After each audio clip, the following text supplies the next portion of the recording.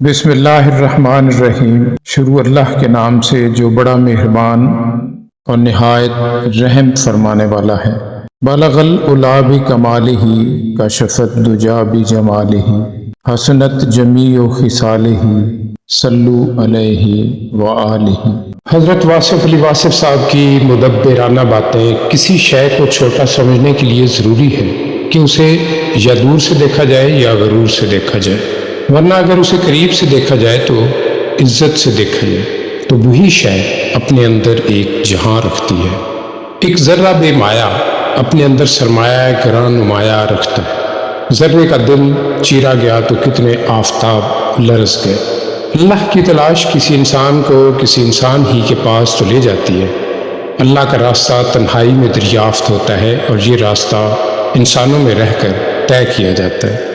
دنیا دار کے لیے موت جدائی ہے کیونکہ وہ اپنوں سے جا رہا ہے، اور دین والوں کے لیے موت وصال ہے کیونکہ وہ اپنوں کے پاس جا رہا ہے۔ انسان برابر ہے لیکن معلوم نہیں کیسے برابر ہے۔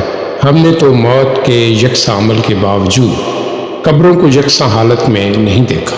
ایک مزار پر ہجوم عاشقہ نے میلے لگا رکھے ہیں اور دوسرا مزار تو مزار غریبہ ہی رہتا ہے۔ اگر چوکیدار ہی چوری کرنے لگ جائیں، اگر باڑ ہی کھیت کو کھانے لگ جائے، اگر امپائر ہی غیر جانبدار نہ رہیں تو مستقبل عیاں ہوتا ہے۔ کیا خوبصورت واقعہ بیان فرمایا ہے۔ محبت کی بات پہ حضرت واصف علی واصف صاحب نے ایک آدمی نے ایک ہرنی کا بچہ پکڑ لیا اور اس کو لے کے چلا گھر۔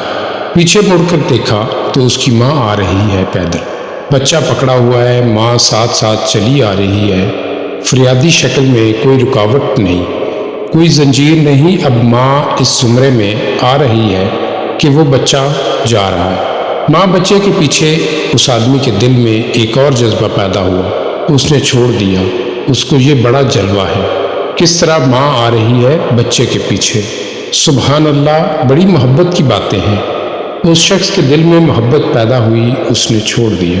اس کو اس رات کو ایک اور جلوہ پیدا ہو گیا اور حضور پاک صلی اللہ علیہ وآلہ وسلم کی زیارت ہو گئی۔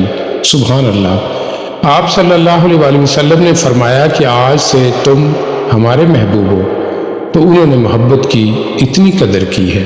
کسی کو رلانے والا خود روئے گا، مارنے والا مار کھائے گا، پریشان کرنے والا پریشان ہوگا، دھوکہ دینے والا دھوکہ کھائے گا، رحم کرنے والے کے ساتھ رحم ہوگا، معافی دینے والے کو معاف کر دیا جائے گا انشاءاللہ۔ اگر انسان کو اچانک نگاہ مل جائے تو وہ خوف سے پاگل ہو جائے، یہ دیکھ کر کہ یہ زمین انسانی ڈھانچوں سے کس طرح بھری پڑی ہے۔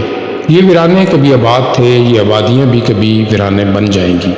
دنیا میں کون کون نہیں آیا، یہاں کیا کیا نہیں ہو چکا۔ درویشی دنیاوی کاموں سے جداگانہ چیز ہے۔ درویشوں کے لیے اللہ کی طرف سے ہر وقت بخشش ہے۔ یہ لوگ ملک و مال کے علاوہ اللہ سے بھاری روزی پاتے ہیں۔